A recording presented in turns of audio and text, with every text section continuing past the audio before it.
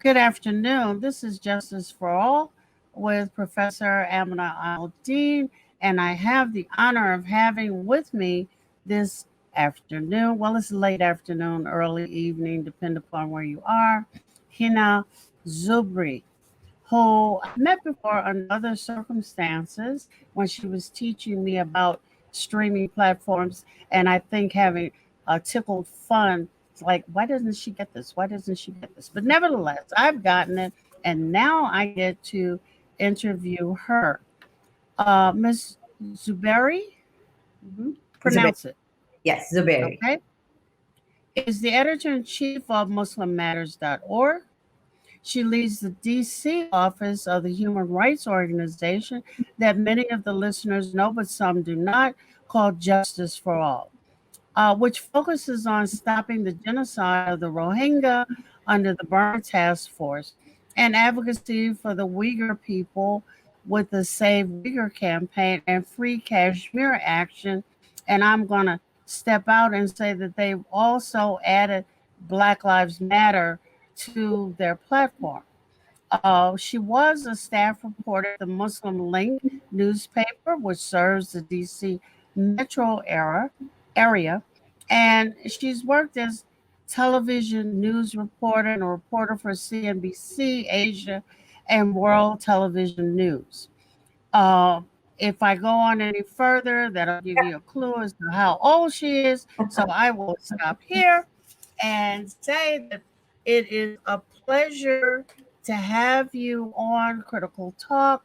As you viewed in some of the other programs, Critical Talk is designed for inquiry. Mhm. Thank you so much. Most of the Yeah, this is great. Most of the time, I try to be sensitive, but every now and then I get out of my lane. I try to stay in my lane. Um, But as we start to talk about Muslim matters, I looked at the website and I have some concerns. Okay. I have some loves and I have some serious concerns, some of which take us into issues that are intra Muslim, Mhm. and some take us out to what our goals are, etc., with regard to engaging the larger non-Muslim community. Mhm. So that my viewers, listeners, whoever you are, don't get bored, let us cue up the video on Muslim matters today, group.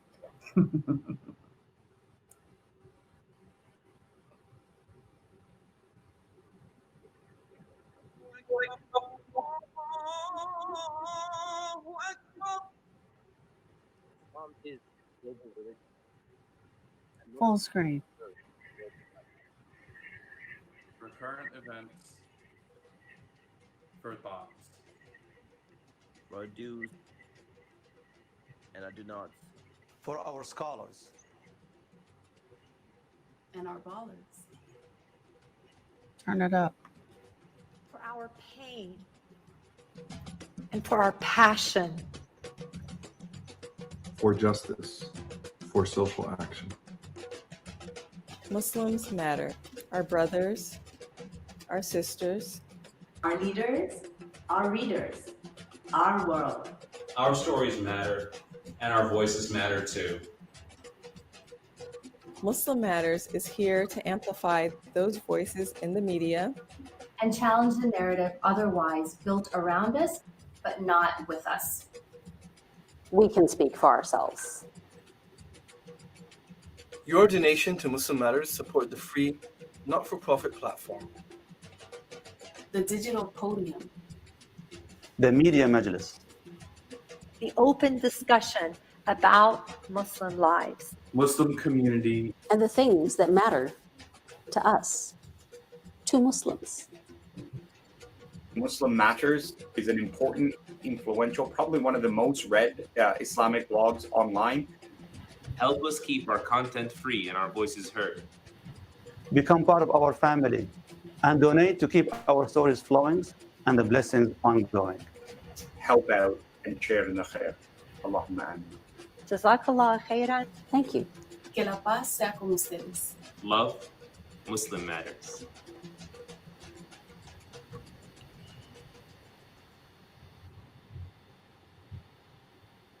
Okay. Okay.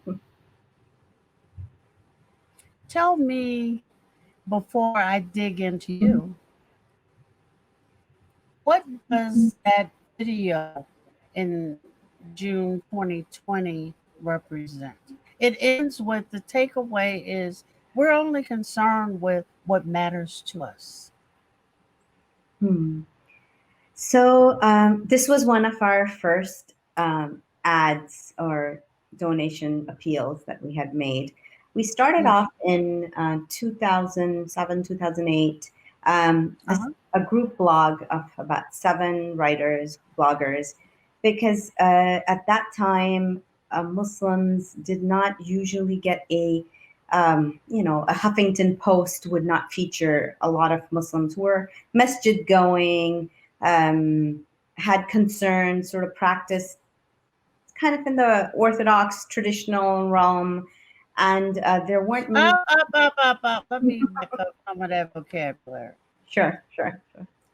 We already know that of the Muslims in America, a very small but significant number attend the masjid. I would venture to say that that's because immigrant masajid are not welcoming to women, and many of the African American, Latino, and white Muslims are female. So you've already X'd out. I mean, I know what happens in Muslim countries, but this is not one of them. That's number one. Number two, orthodoxy is not an Islamic term. Orthodoxy exists in the Catholic Church, unless you're changing Islam into Judaism or into Catholicism. So why buy into a vocabulary which is not yours? True. When I joined in, I'm the first editor-in-chief. So around 2010. So I wasn't one of the founders. I joined in as a guest writer, and then sort of took over the role of. They had a managing editor before, but I was the first editor-in-chief. So one of the things is, and at that time, I guess that was the language that was being used. And one of the changes that was made, especially as people grew more comfortable in their skin as well, just being online and being able to express themselves, was this is normative Islam. This is not, What is normative Islam? Islam is the religious, the faith tradition of well over 1 billion people. What is normative about cultural Muslims? So what people practice, right? Like how people practice. A lot of, I guess, what at that time when they started off, the sort of people whose voices were being centered were all obviously a lot of times were from extreme far, perhaps very again another label, progressive voices. The founders felt that a lot of folks that sort of practice like we practice Islam are not being like people who, pray and fast all 30 days. So what you're trying to say is that people who are progressive thinkers, you're accusing them of not praying, not fasting. So even at that time, so I'm talking about 2007, 2008, those terms progressive were used, I guess, for people who wanted to change, like reformist ideas that, Islam needs to be changed, the Quran needs to be changed, the Hadith needs to be. Yes, those were the sort of people that were being highlighted, and those were the sort of people that were being given platforms. Whereas people who didn't believe. Oh, you mean like that woman? I forget her name. Annie. Oh, I can't think of her name. I hate that. Let's call it brain freeze. You know what I'm talking about? And she was, start with a Z maybe? She was everywhere. Talking about, I couldn't even figure out what she was talking about, but I know what you're talking about now. Okay. That particular kind of vein. Yes. Okay. So that is where, and a lot of times, like even when I came on board, we'd pitch op-eds to the Huffington Post, and they wouldn't get published. There was no like right now you can see all these mainstream. That's her name, Ian Hersey. Ian Well, Hersey. it was just, she wasn't the only one. There was another one. Yeah, there are Was she many. Iranian, or I don't know what she was. And then there's like people. There's another group that call themselves progressive, but in what they mean by progressive is that they want to change how Sunni Islam is generally practiced. And so that was where the platform came to being. That okay, within a Sunni Islam, there's a variety of voices. There are a variety of schools of thoughts. But where do they get to express themselves online on a platform? So that's why the platform was created. Okay. And then and as things, and now things are very different. Like you have, from since then and now, Muslims are, being called in Congress to give prayers, and we're seeing, op-eds in mainstream newspapers by imams, and so a lot of that was, and a lot of things that we were discussing on Muslim Matters were not being discussed in the mimbars, in the masajid. Give me an example. Okay, for example, pornography. Pornography was something that was so taboo. There's nobody talking to our kids Who about it. decided it was taboo? Because all my Muslim students could school some people on pornography. I know they could.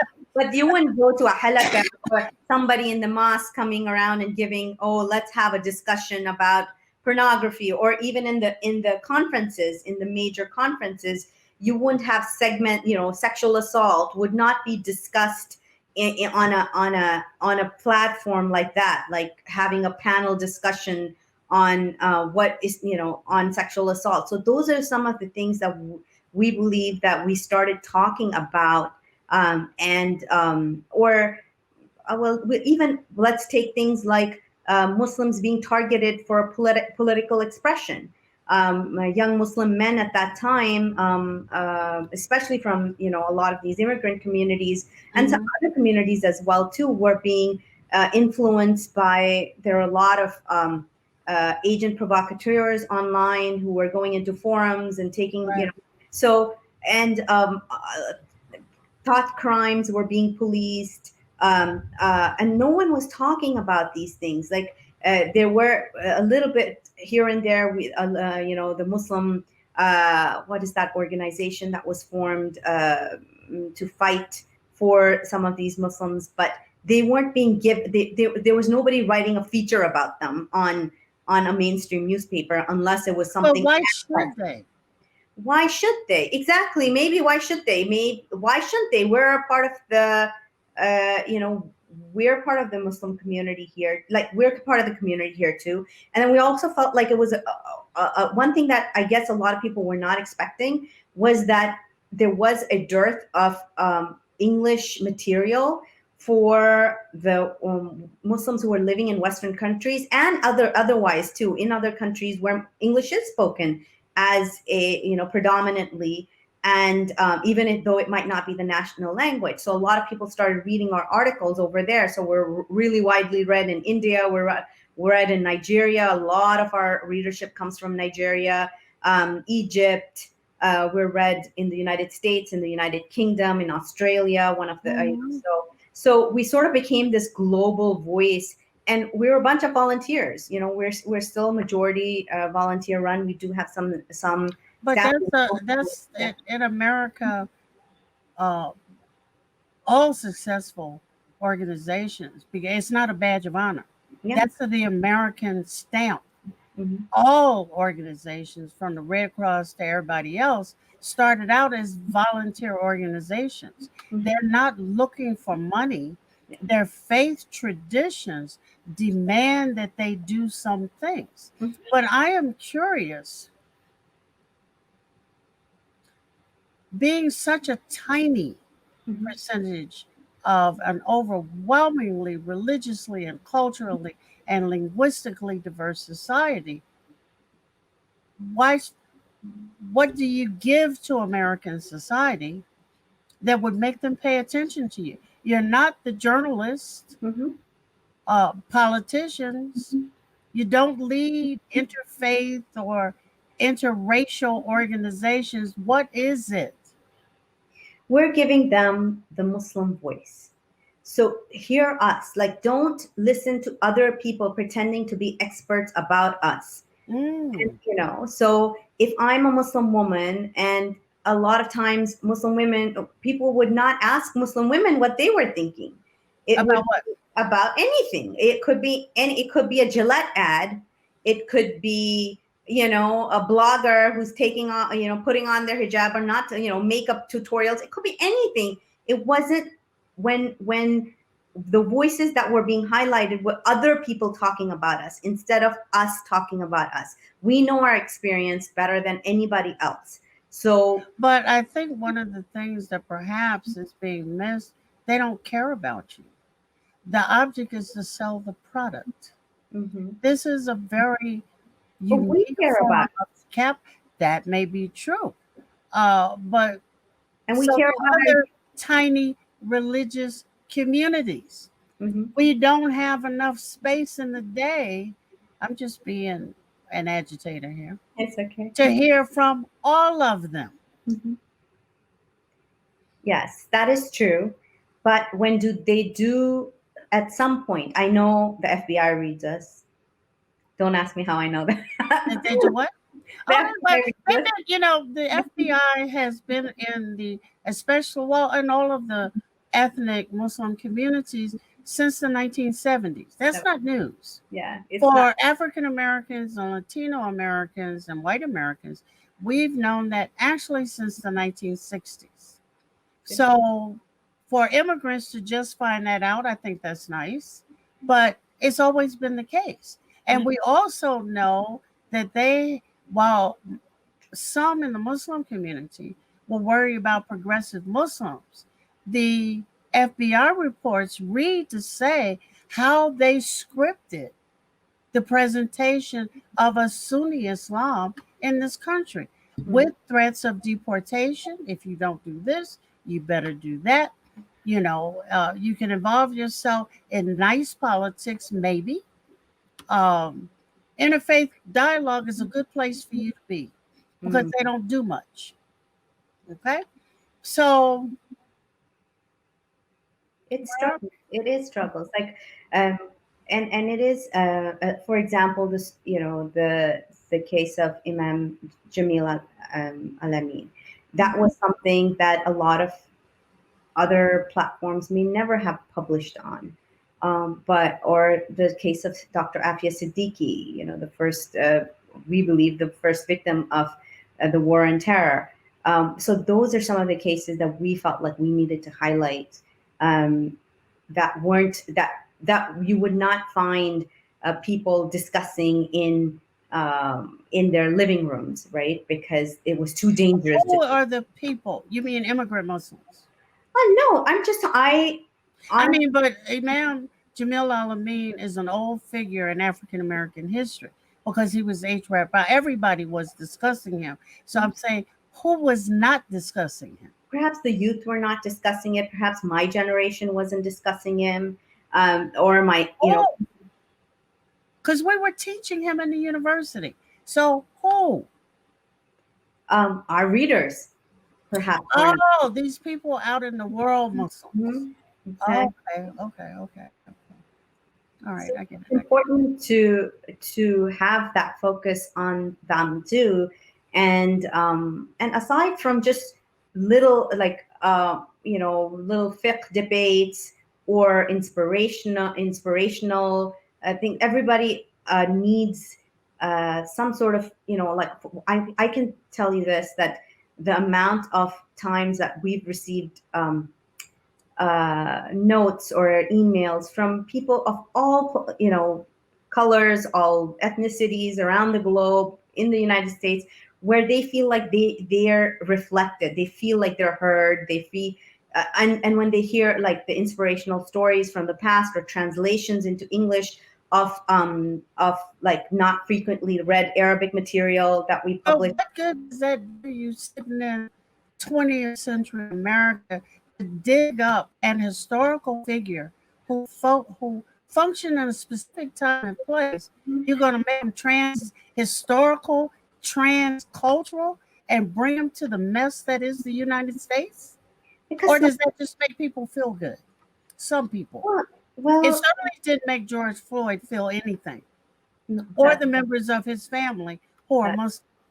No, definitely. That is,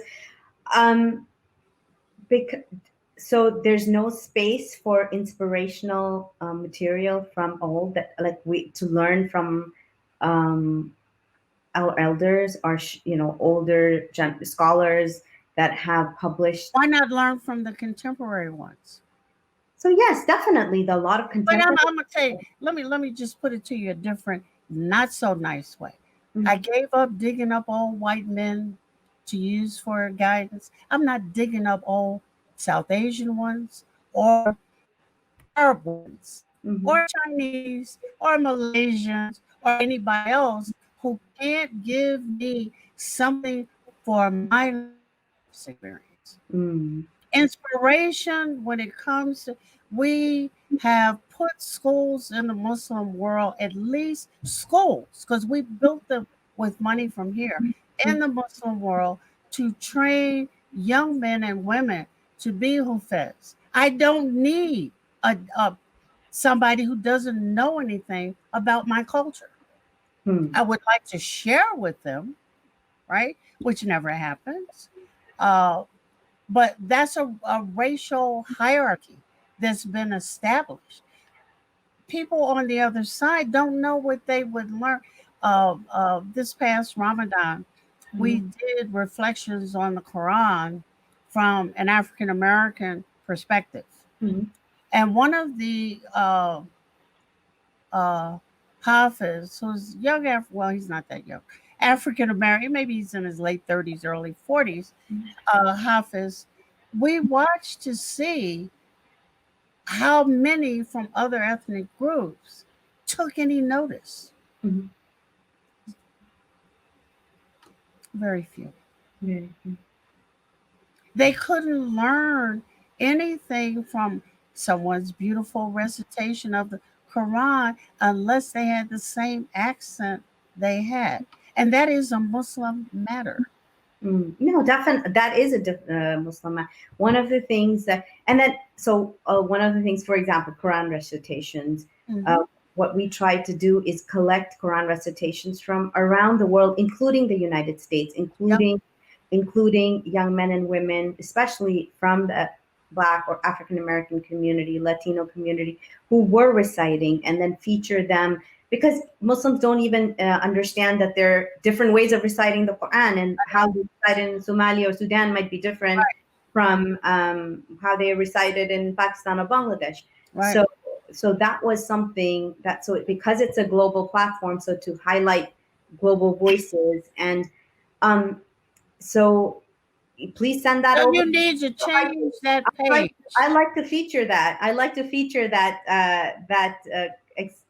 tafsir or that recitation on Muslim Matters, because that's from here. In fact, we're like right now, one of our writers who's going to be writing is he's an African American imam. He's like 3 generations Muslim, I believe. And he's writing about the Dar al-Islam movement and how that could be a sort of like, what is that called? Like a template where people could use to, because he 100% believes that you need community and so that's his take on what's next after George Floyd. So he'll be writing about that. And honestly, yes, there needs to be many more, there's Sapelo Square, which is a wonderful publication. I believe they started 5 years ago. And, but there needs to be much more published from the African-American community. I know. I can turn around. I can't because I'm wet, but I have at least in my library, I want to say about 80 books on African American Muslims. You can publish all day, but if people don't read them, doesn't matter. I have yet to run into an immigrant run bookstore who even carries my books, and I have 8 of them. Mm. They don't carry our books. So, I mean, we get published by Oxford and Brill and all of these places. They're read in classrooms around the world, but the community doesn't read them. Doesn't read it. No, this is So that's an issue. But I think that there's a lot being published last week, and you can see the interview when you go to this mysterious link. I did an interview with Marjorie Hill from Muslim Ark. Muslim Ark is struggling. Yeah. And we've had some interesting things. Muslim Ark has a outstanding platform. Anybody with any sense could sign up to, because what they're talking about is an anti-racist collaborative. And racism hides itself under class issues, ethnic issues, gender issues, whole bunches of interesting stuff. Whose list I probably don't know all of. But when I look at the page and I go to talk to a funder and they see that page, it hasn't been changed, and the video hasn't changed, they're saying, oh, I don't think we can persuade our board to give millions of dollars to fund a teeny tiny one of many.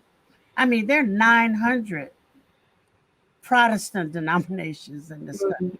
So why would we be giving money to them when it's only for them and about them and only concerns of theirs? No, not from the Lilly Foundation, MacArthur, and other places. And I don't know that you want funding from them. Yeah, that's one thing. So for Muslim Matters, that's one thing that we did try to do is keep independent. Because sometimes the funds the grants come with strings attached, and we want to do from your funders now too. Perhaps, yes, in small little ways, because if they don't like what they give $1, they give $1, they give $2 a month. That's all we ask for to keep the platform running. So we're, and if we lose $1 or $2, we haven't lost too much. Yeah. Going back to Marjorie, so Marjorie writes a column. She hasn't written in a while because she's been so busy, but she writes a column from the margins on Muslim matters, and this is why, and what she has been talking about for years, people are now talking about in the Muslim community, which is interesting for me to watch as her editor on is that, why weren't people paying attention 5 years ago? Why? Because there wasn't a bandwagon for them to get on to send pictures back home, or to share among family, or to try to gain some step forward in their personal agenda. It's not because they care about what Marjorie cares about. And this is part of that, right? How do we change that? How do we get people to realize okay, so if we're going to be talking about the immigrant community in the United States or in England or anywhere else that people might be watching this, so how do we get people to understand that in order for just the possibility of them coming here was possible because of the sacrifices of the African American community, of because of the civil rights movement. So should that be, I personally believe it should be taught in our Sunday schools. It should be taught in after school. But not if you only hire your same. Yeah. Where that is not a part of your agenda, and you don't have curriculum standards. So no, it's not going to get taught. I was quickly reviewing with one of my grandkids all of the time. He wanted to know all of the times African Americans have stood up for immigrants. And our list ran off the paper, from country squabbles to Palestinians and their problems with the Israelis, to Civil Rights Act, to standing up for Ethiopians and boycotting this, that, and the other, when we thought it would help somebody. What they found incredulously upsetting was those same Muslims turned around and said, "Oh, you got problems? Tough." And I think one of the possibilities in talking to some of these Muslims, if Trump wants to deport all of them, let him. You know, we're tired. And there's a thing that Maya Angelou wrote a while ago. It says, never waste your time trying to explain who you are to people who are committed to misunderstanding you. And that's clearly where many are. We can't ask people to be Muslim. They want to talk about, I need inspiration. Well, which Quran are they reading? I don't care what language they're reading in it. They're reading a different Quran than the Quran we know. So I'm wondering, what are you praying about? Are you praying to beg for something? Should it actually be a dua instead of a salat? You know, because you're surely not following the guidance of the Quran when you don't see its central portions. And I don't know. I used to, and I hate to admit this, but I used to say, I think I had been Muslim or trying to transition to Islam, maybe 35 years at that point. And I said, you know, these people are not Muslim. They've inherited a faith in their culture. Yes, a lot of us. There's a cultural Islam. Yeah. Just like Christianity is in this culture. And once I came to that religion, I stopped expecting them to act like Muslims. They perform Islam, they wear the dress, they sling the words, but acting like Muslims, no. And I don't know that it's our job, because people who are wedded to that are wedded to that. Yeah. And that's the way that is very, very, and the fact is, like, with every wave of immigration that comes in, so even the ones who now realize, so they come in so I would say, like, I've seen how American history is taught overseas and how whitewashed it is. People learn about the United States from movies or whatever. That's the vision that they have.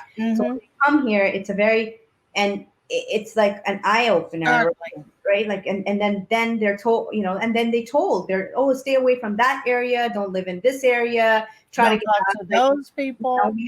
We aspire to whiteness when we come here, because that's where wealth and power is. So that's where but white people are not letting you in. Exactly. I understand that.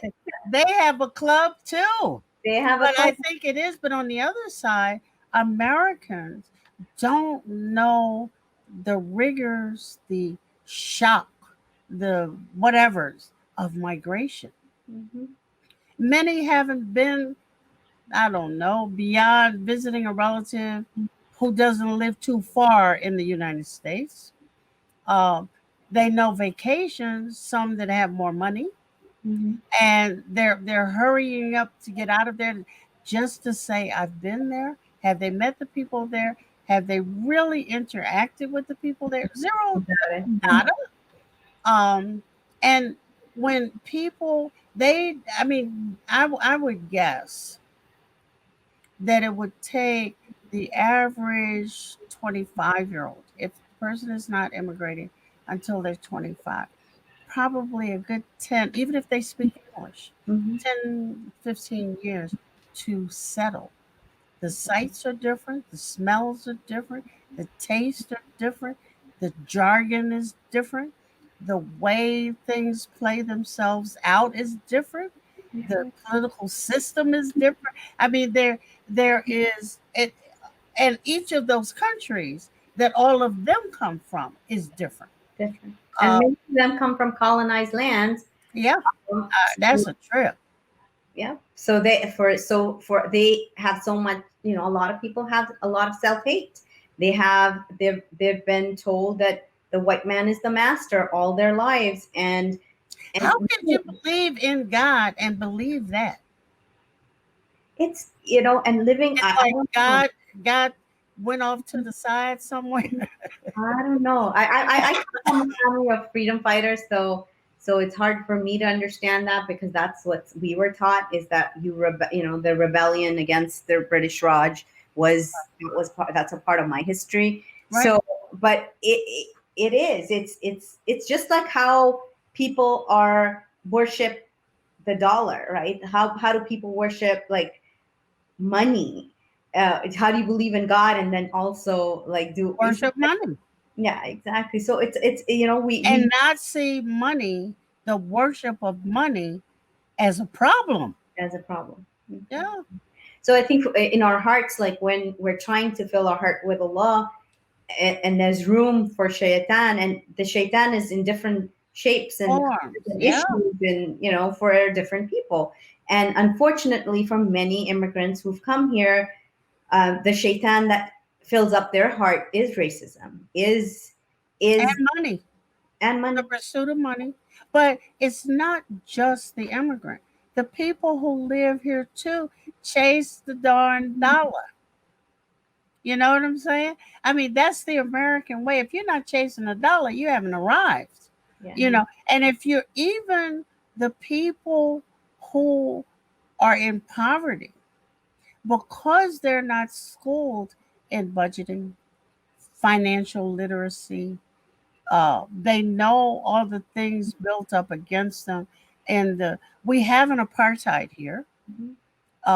It is much like the apartheid of South Africa. The colors, the South Asians, the Arabs, still perform the same function that they performed in apartheid South Africa. Mm-hmm. They kind of understand it, but what Black folk and Latinos come to do is to hate immigrants, other immigrants. Like we're the only ones that didn't come here. I wish somebody had asked me. But anyway, and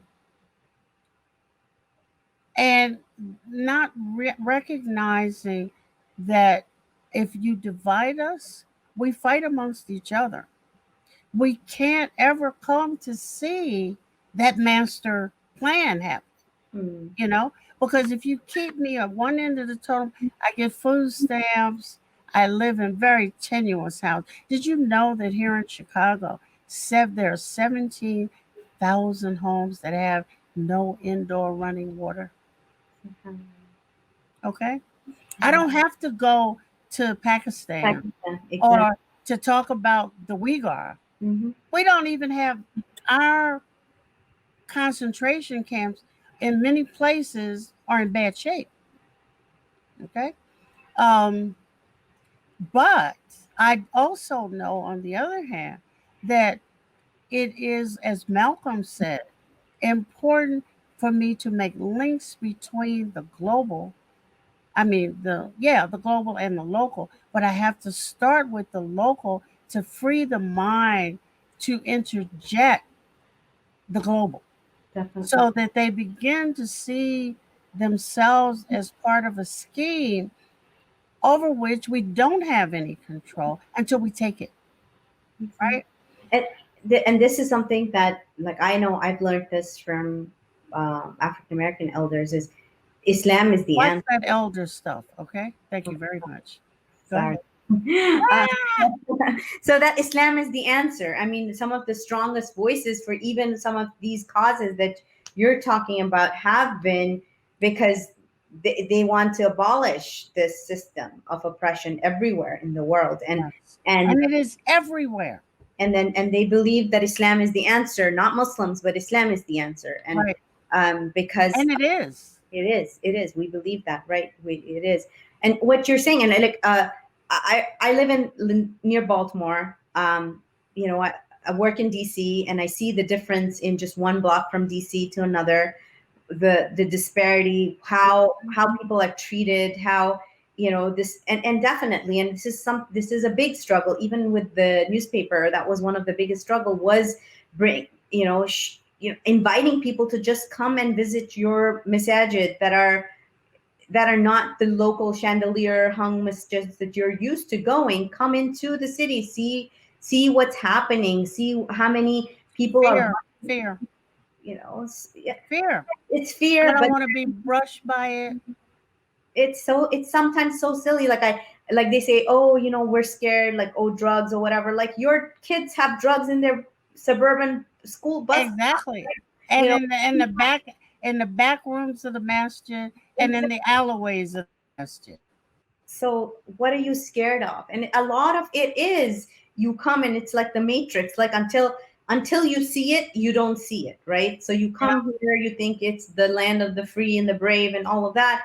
And then if you let yourself open up your eyes to see the structural racism, and then you start seeing it everywhere, and then you feel like, okay, what now that I'm here and I'm a part of this, because I'm obviously not on the other side. Right, so, right. What, so you have a choice at that point. Like, do I maintain myself being a part of the system, or do I actively start trying to break it down and making it a better place for everybody? And if people can't do that in their own immediate circle, in their own immediate, neighborhood, in their mosques, if you can't even do that in your business, in your corner stores that you're running all over I mean, this is something that these are things that I like to write about. I do write about, but I feel like, and there is a readership for it, but I feel like, where does it translate into bigger action? Like, how much more, we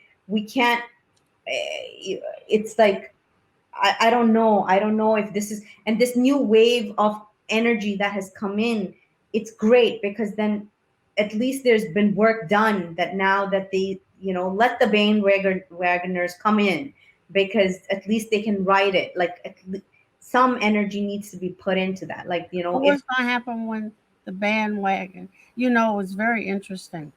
Check this out. Mm-hmm. And for the Muslim community in particular, I know I had gone to visit my younger daughter, who's a professor in another part of the state. We had come back and we had masks on, because anytime I hear even remotely sounds like pandemic, mask goes on, right? Okay. So we come back, people are looking at us like, why do you have a mask on, right? This was at the beginning of March. And I said, well, you can look, doesn't matter to me. We get home, we weren't home a week before they were releasing the information that the pandemic was here, right? Mm-hmm. Fine. For Muslims, they entered into, as with the rest of the world, but I'm just talking about Muslims now. I'm going to restrict myself. They entered into a world where they couldn't go home and visit. Mm-hmm. People couldn't come visit them.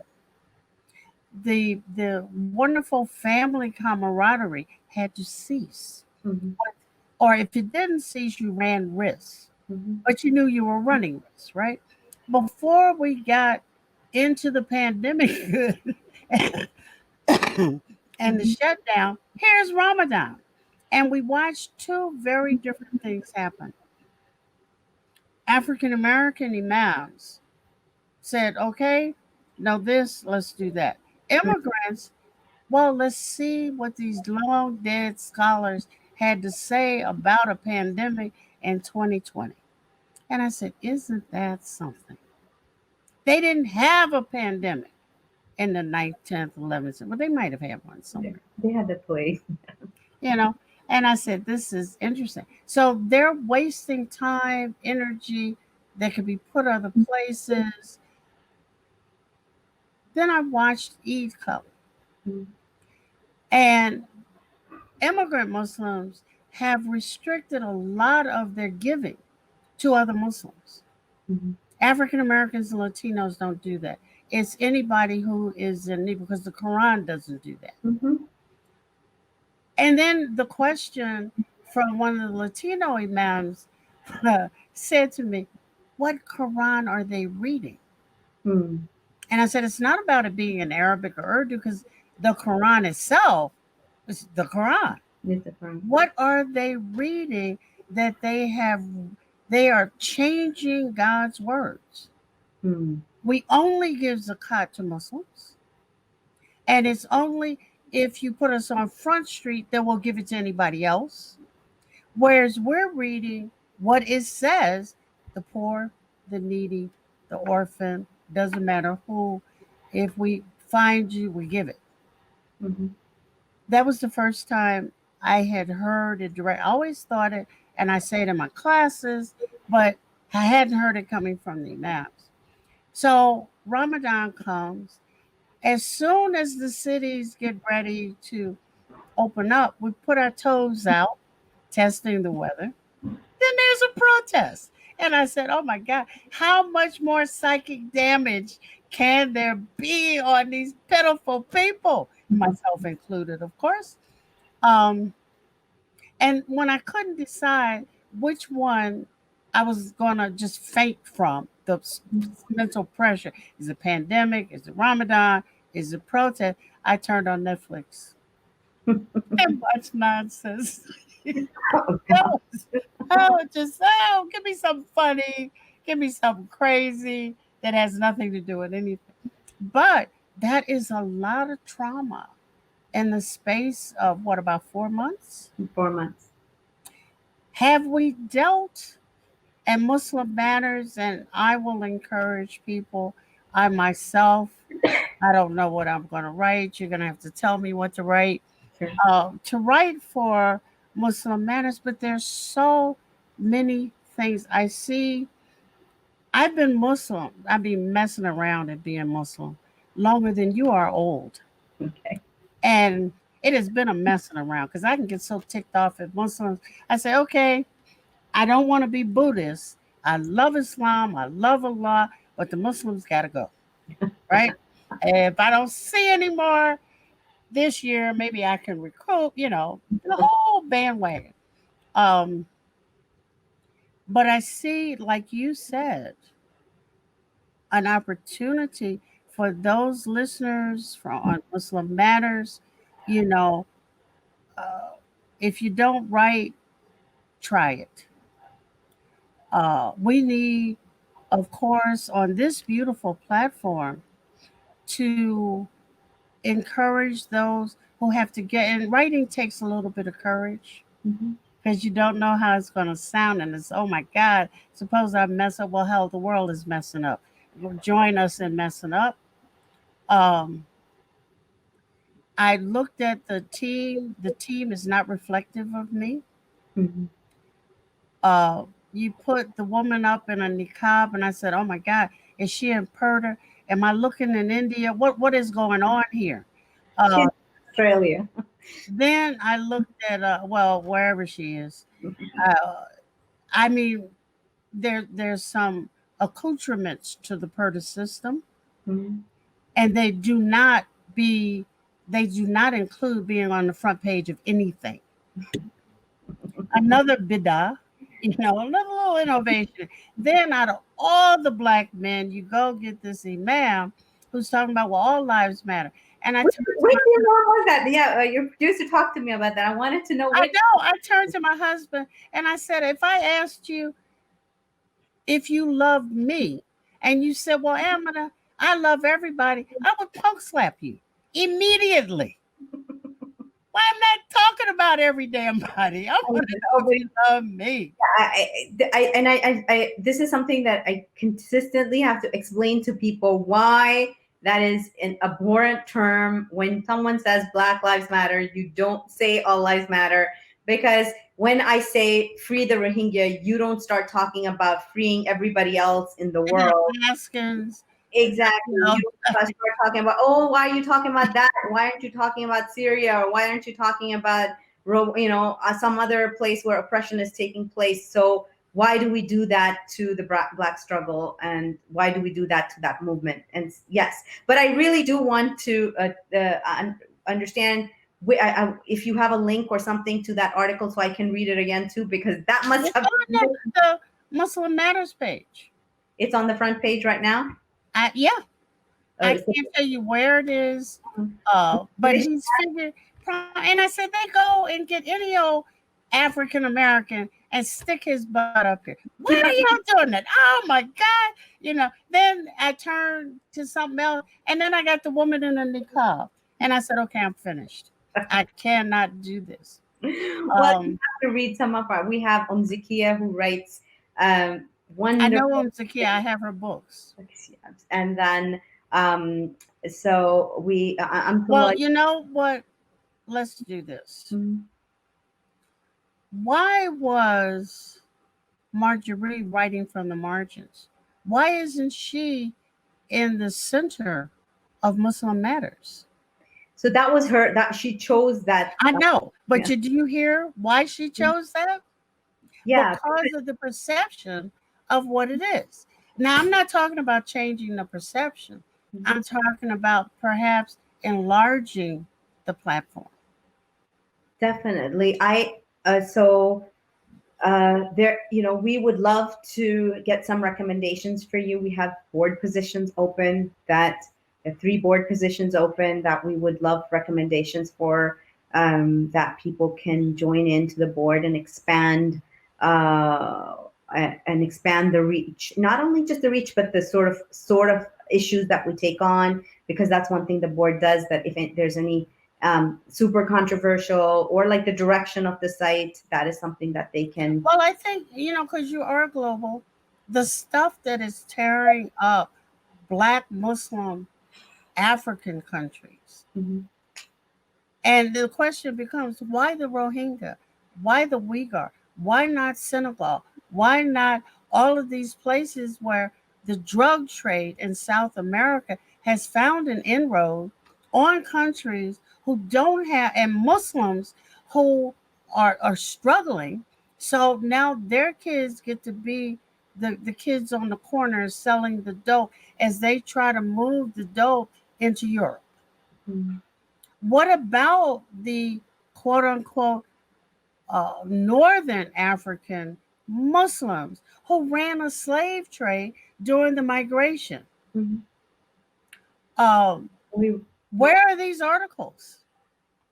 So some of them are there. They're just not on the front page today. Well, take that other crap off the front page and put the stuff up the front. I'm just messing. But I'm just saying, you can't have.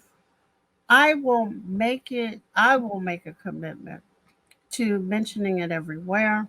Okay. Promoting it, trying to promote people into writing on a number. We still got a COVID healthcare crisis going on. We still have people terrified out of their wits over the economic situation. We're in a recession. We need to have, and I'm going to try to use Critical Matters to have some of those discussions. And I hope that you join me, because we've got to talk. Even people who had more than decent incomes have got to be scared now, because when the stock market falls, so do their incomes. People don't know what to invest in, what not to invest in. They're looking at school for their children. And according to my children, if my grandchildren don't hurry up and get up out of their house, they're going to be on the roads for the psych unit. So it is all of these things that we can't expand Muslim Matters but so much. But what if we get a body of writers, then it changes what it talks about more frequently. Exactly. The submission process is super easy. I'm going to leave all of that to you because I really want you to tell the viewers about it. Definitely. So there's a submission page on the website, and you can go and submit your articles. We don't, a very few, only the columnists are maybe chosen in the sense that we go and request, can you be a columnist? And then like Tariq Touré or Marjorie or others, Saba and Zeba, so people like that. Otherwise, a lot of the people who became writers with us regularly sent in a guest submission, or they sent in an op-ed and or something that they were passionate about, and they sent that in, and it was featured or published on the website. It's a platform that we've created for Muslim voices, and we, you know, as long as you adhere to, you know, you believe in the Quran and you believe in the Prophet sallallahu alaihi wasallam. Which Quran? The one that says you only give your zakat to Muslims, or the one I read? I'm just messing with you. So do, you know, you send it in, and then the process is simple. Like, unless it's a majorly controversial, or you name names, or you're saying, oh, XYZ organization stole $50,000 from me, unless it's something like that, it gets published. Okay, but you know the other part of that, one of my intern producers wants to be a journalist. Okay. And I figure, I mean, I've met many young people, they don't know how. They are scared to death of writing the op-ed, even, well, probably equally scared of the opinion piece. Can there be a way to use Muslim Matters as a way for the youth in our community, especially the women, I'm a women fanatic, to get to learn how to have a voice? So that, oh, I want to be a journalist doesn't mean I can hide behind stuff forever and write, but that the voice that you want to have comes out clearly. We don't ever have to see you, but we need to hear you. Exactly. And we do need young writers. We need people who can represent themselves while everything crazy is going around them. The fact that, how are you dealing with COVID? How are you keeping your mental health? How are you being able to be a part of this, you know, waking up of this country that is happening, occurring? You know, it took a pandemic, and this is not the first time. Someone said this and it was so beautiful. This is not the first time Allah subhanahu wa ta'ala has used a plague to free people. Exactly. Right? This happened in Egypt. And so, you know. It doesn't have to be that long ago. It doesn't have to be that long ago. We even had an Arab Spring, which was a little less time than the darn plague of Egypt. I got to move you forward in history. I have 2 minutes, which I'm going to shut my mouth and give to you. Well, thank you so much for being on here. And these are the sort of conversations that we need to have and people need to listen to, because those of us who live here in the United States, this is, if you've made this your home, this is home. That is not, the back home is not home anymore. And so the realities of the world that we live in here is what is your reality too. As much as you can try to be, you know, try to, you know, seclude yourself from that. And I, you know, and I honestly think that there will be a time, even though with Islamophobia and anti-Muslim bigotry being like buzzwords, that the liberal, you know, we're going to stop being the darling of the liberal media. And then those doors that are currently open to us will perhaps not be open to us. You know? So then you need your own, you need a place where you can have your own voices. And we need journalists who can report in a truthful manner. And I would love for one day for Muslim Matters to be what the Christian Science Monitor has become, where they do hire journalists and do in-depth stories and investigative stories, and are able to do that quality of journalism. But that takes, you know, investment from the community. It takes time. It takes investment from the community. But the thing that is, what we can do is we have developed a platform and we can highlight your voices. So if you are passionate about something and you're, you know, and it doesn't have to be race. It doesn't have to be like, one thing I was reading, it was like, oh, stop asking Black writers to just write about race, because that's not what that's not their only expertise. Like, you know, so we have like the Village Auntie writing about erotica, or, you know, we have all sorts of, like, this is part of Muslim life, and we can't all pretend that we're high, you know, we're above all of that. So that's something that, you know, drop us on, you know, email, send us a submission, info@muslimmatters.org, or go to the submission page, and we'd love to hear your voices. This is Critical Talk with Professor Amina Al-D. I have had the fastest 50, 55 minutes, whatever it is, on record with Hina Zuberi. Hope to talk to her again soon. Assalamu alaikum. Peace. Assalamu alaikum. Bye.